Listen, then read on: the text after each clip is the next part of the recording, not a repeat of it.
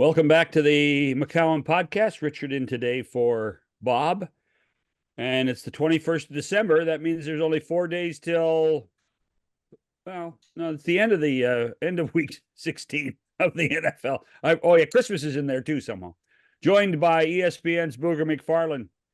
So, Booger, as we get into this weekend of playoff football or regular season football, what comes to top of mind for you as we get to this point of the season? What jumps out at you more than anything else? Well, I just start to kind of see who's healthy. Oftentimes we look at these teams at the beginning of the season and we think which team is going to kind of ascend and be at the forefront, but that depends a lot on health. And so as the season kind of wears on and we're kind of getting into rounding that last turn, if I'm to use a horse analogy, everybody's trying to put themselves in position. And the healthiest teams are usually the ones that are going to, A, be more successful, and B, those are the ones that are probably going to be the best bets when it comes playoff time. Booger, first of all, Booger, thanks for doing this. Always appreciate you coming on. I think the most interesting team to me right now in the NFL is the Buffalo Bills, because on a week-to-week basis, you don't know if you're getting a Super Bowl contender or you're getting a team that's going to bomb out and not make the playoffs. Yeah. They've now beaten Kansas City. They rolled Dallas. That was kind of, at least the margin of victory is pretty surprising to me.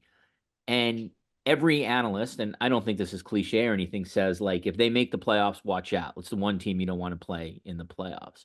How do you see them? How do you evaluate them right now? Because I feel like for someone in your position, they're a particularly tough evaluation because you don't really know what you're going to get on a given week. Well, they're tough because it's kind of two different teams. One, you have Ken Dorsey's offense, and then the second team, you have Joe Brady's offense. And the two are not closely even reminiscent of each other. And I think as an analyst, you have to be able to decipher between those two.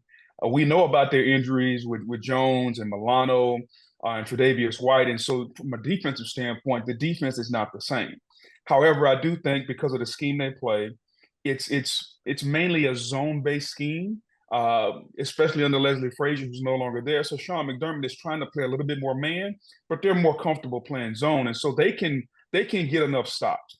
I think the biggest wild card, and why a lot of people, quote unquote, say if the Bills get in, they're going to be a team people fear, is because of the quarterback. Like, they have one of those dudes under center that, like, he is to steal a term that Cam Newton kind of got a lot of fire for. He is a game changer. He's not a game manager. He is a game changer, and that being Josh Allen. Because at any given moment, he can come out and rush for 100 yards and throw for 350, and he can be unstoppable. Now, what makes him great is the one thing that's really gotten that team in trouble over the years, which is him trying to do it all. If you notice, Richard, how they beat Dallas. They beat Dallas by him handing the football off 49 times. They ran the football. They controlled the line of scrimmage. Their defense was fresh. And Josh Allen didn't have to be Superman. And I think when they can win that way, because at some point during the movie, Clark Kent's going to put the cape on. You just don't know at what point. And so at some point, he's going to put it on, especially come playoff time. And I think that's the thing that scares more people than anything else. If they do get in, now you have a guy who is a game changer, who can put the cape on, and when he puts it on, he can be the best player in football. Want to follow up? Yeah, hold on one second, Joe. I want to just follow up with Booger on one thing on the Bills, because I know that we have a lot of interest in that team, just given where we are. And you're right, Booger. James Cook was phenomenal. Best game I've seen him play all year was against Dallas. I've watched every snap of the Bills. They're a team I'm interested in because I went to undergrad in Buffalo. We get the games here in Toronto, very easy to get. And so I want to ask you, especially given that you played in the league and you have expertise in terms of defensive line. I watch the Bills, and I try to watch Von Miller when he's in, just to sort of spotlight him, and I just sort of pay attention to him and his rush while the rest of the play is going on. From my just sort of eye test, he's still not back. He's gradually or improved each week, but not to the point where he has any kind of impact on the game. And I wonder if you've seen them. What do you see from him? Because I think if you're Bills management, you were probably thinking maybe late in the year, if Von could be Von, it like changes the whole paradigm of what the team can be. But at least based on my eye test, I'm not sure that's going to happen this year. How do you see it? Well, I think your eyes are correct. Like, he's there, but he's not impactful. And I think the Bills would hope that for as much money as they're spending on Von Miller, that at some point you can get the Von Miller type impact. Here's what I see when I see him. I see a guy who right now is probably 70% of what he normally is. And it's that last 30% that takes you from being a good player who can make some plays to being a game changer. Yeah. And I think that it's kind of to be expected. Usually you're not at your best until 2 years after the ACL. And so I think I'm not don't hold me to this, but I think he's probably 14 months out or whatever. So he's still not at the point where you can say, okay, like he is back. They need him, in a year where Ed Oliver's playing well, in a year where you're getting some production from other guys.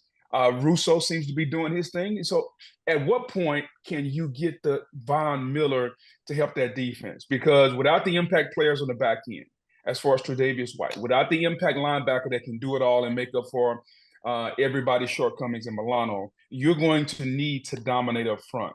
They're good up front, but Von Miller makes them dominant. And I'm not really sure. I hope we see him this year. I'm not really sure we are. Are they better than Miami, Booger?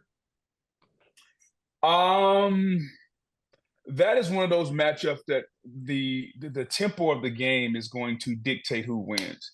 I think if they played 5 times, Miami wins 3, but they don't play 5 times.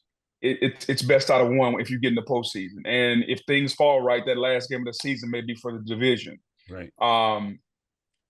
Buffalo, I think, when all the chips hit the fan, plays a style of football that can frustrate Miami, meaning they can take away to a certain point Miami's big playability and make that game be played at a slower tempo.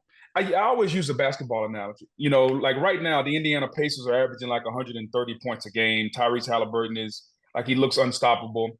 But what happens if you play that game in the 90s? Okay, let's not play it at 120. Let's play it in the 90s. Right. We're gonna limit the possessions. We're not gonna have a ton of big plays. Can you grind it out?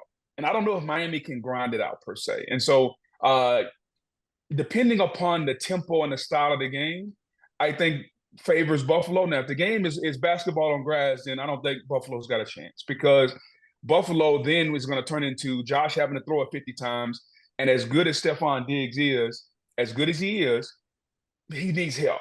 And I haven't seen enough from Gabe Davis. I haven't seen enough from the ancillary pieces to say they can go toe-to-toe and win a shootout with Miami.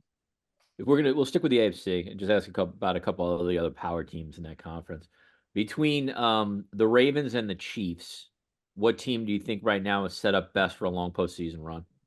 It's got to be the Ravens, right? Because the Ravens had a late bye week. The Ravens seem to be the best team in the AFC. And using our Superman analogy, Lamar hasn't had to be Superman yet. Like, they're running the football. The defense is outstanding. Patrick Queen, Roquan Smith, Jadeveon Clowney is like reborn in Baltimore. So I can go on and on. But here's the number one reason why I think Baltimore is who they are. They have a head coach that understands it's not about style points. It's about like instilling your will on another team. So they're the AFC version of the 49ers. Like, the 49ers don't care, man. When you step in the ring with the 49ers, man, they are trying to knock your ass off. Like, they are trying to hit you and knock you out every single play. And at some point, you're going to break. And most teams break. Baltimore's the same way, man. Like, Baltimore, it's not about style points. It's not about, well, can we throw for 350? No, man, they are trying to bludgeon you. And we have a defense that is playing at a high level. And so we're going to give our offense a few more possessions. I just love what they do. And on the flip side, Kansas City's got a lot of questions, right, Richard? Like, it's still Travis Kelce and who? Right. We're trying our best to make Kadarius Toney the second star. Is it going to be Watson? Clyde Edwards-Helaire trying to help. Jerick McKinnon. Like, who's going to be the next guy? And all along, Patrick Mahomes is getting frustrated. Yeah. He's getting more and more frustrated each and every week. So I think based on what we've seen right now, I think you'd have to say I would give the edge to Baltimore, and quite frankly, I don't think it's close. Boy, it's fascinating because Baltimore they're really fun to watch, not just on the offense, but their special teams are spectacular at times. And I would assume that Lamar Jackson is the hands down MVP, certainly of the AFC, correct? Well, they don't give conference MVPs, but if you were, I could make a case for it. I think just looking overall, to me, the MVP race is down to three people: Lamar, Brock Purdy, and Christian McCaffrey. Right. And seeing how Brock Purdy said it should be Christian McCaffrey, and then I kind of leaned to it being a two-man race between Lamar and Christian McCaffrey. Now, we know it's a quarterback award, so I don't know how high, like CMC is going to have to go crazy the last couple of weeks. But I do think we're down to a three-man race for the MVP. And Christmas night, while Santa's delivering, Santa's kind of making his way back to the North Pole, haven't had a good night. He's going to pull up a chair, hopefully, and that game will decide the MVP between the 49ers and Baltimore.